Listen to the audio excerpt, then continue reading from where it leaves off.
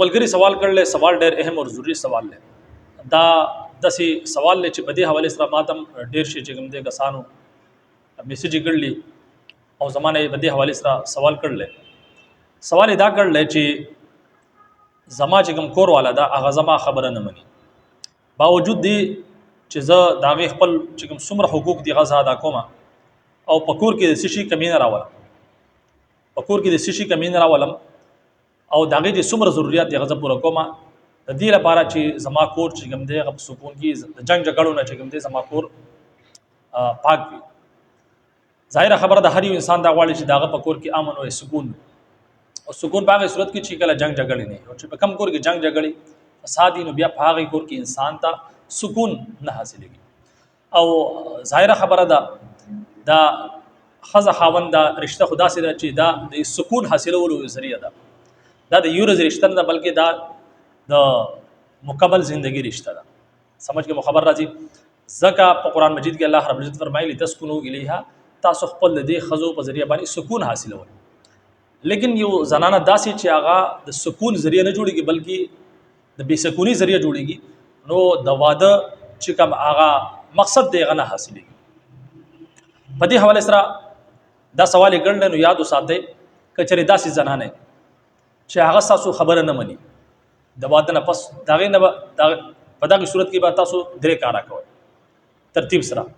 لومبه چې کوم دی دا بس سمجھاو دې ته خپل حقوق مخای، او دا حقوق چې کوم دی دا د مور خپل لپاره پکار ده چې خپل بچي چې کلا واده کوي خپل لور واده کوي د هغه نه مخکې هغه ته نصیحت وکړي او شری حواله سره دغه چې کوم حقوق دی هغه دوی چې بای ستاده خاوند پتا څومره حق دی.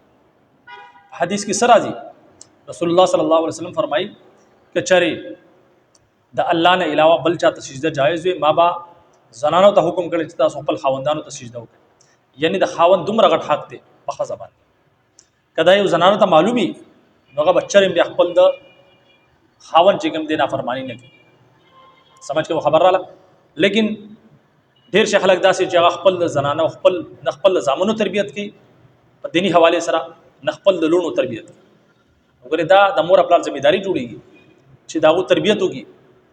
او په حدیث شریف کې راځي چې تاسو نه بس تاسو د ماتحت مبارک سوال کیږي، کلکم راعن کلکم مسئول عن رعیته.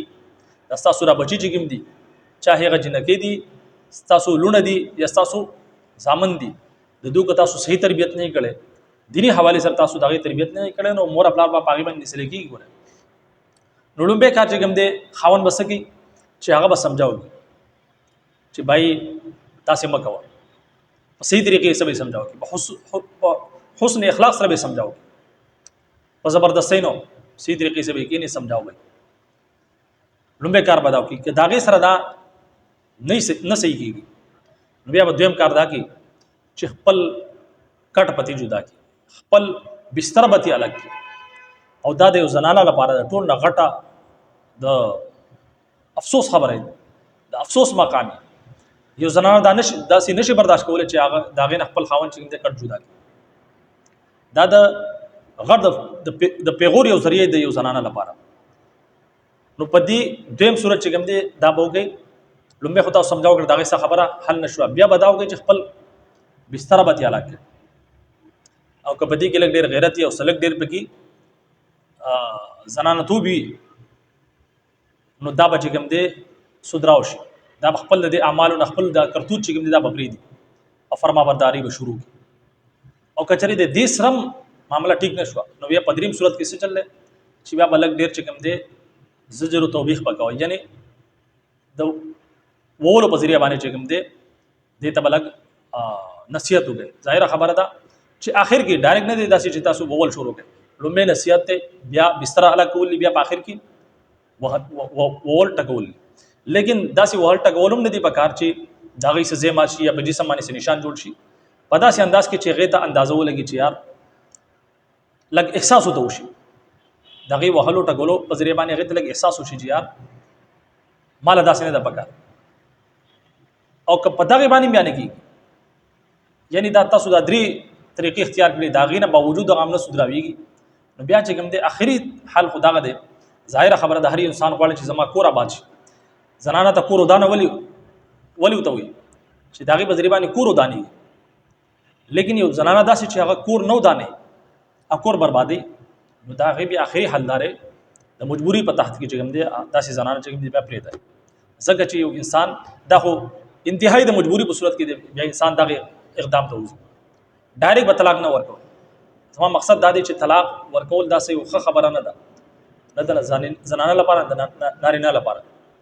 لیکن یعنی ډیر زیات مجبور شي تاسو دا درې طریقې اختیار کړئ. نصیحت خو ته وګو، د هغې سره خبره ونه شوه، د هغې نه بعد چې کوم دی بستره اله کړه، د هغې سره ونه شوه، د هغې نه بعد یې لږ وهل ټکول هم وکړو، د هغې نه باوجود چې کوم دی زنانه نه ټیک شوه، نه ټیک کېږي، نو بیا آخري حل چې کوم دی هغه دغه دی چې په احسن انداز کې چې کوم دی هغه رخصت کې خپل د کور او ځانه چې کوم دی داسې زنانه سره نکاح وکړئ. ځکه زه اکثر دا خبره کومه چې د دینداره زنانه سره نکاح کوئ. په حدیث شریف کې هم دغه راځي چې ډېر شي خلک چې کوم دی هغه د حسب په وجه باندې نکاح کوي، یا د مال او دولت په وجه باندې نکاح کوي، یا د حسب و نسب په وجه نکاح کوي، یا د دینداري په وجه نکاح کوي. نو تاسو څه له ترجیح ورکوئ؟ دینداري له ترجیح ورکوئ. چې زنانه دینداري نو هغه به ستاسو د حقوقو د ادا کولو کوشش کوي. او ځکه چې هغې ته به د دین لپاره کې علم وي، هغه به د الله تعالی نه یېرېږي. او که چېرې یو زنانه دینداره نه وي نو هغه چې کوم دی هغه بیا ستاسو په حقوق ادا کولو کې چې کوم دی بیا کوتاهي کولی شي. نو امید کومه چې څومره ملګري دې حوالې سره سوال کوي، دې ملګري هم دا سوال کړلی، هغو ته به جواب میلاو شوی. الله رب العزت موږ تاسو له د دین صحیح سمجھ او په هغې باندې د عمل کولو توفیق راکړي. اجازت راکړي. السلام علیکم ورحمۃ اللہ وبرکاتہ.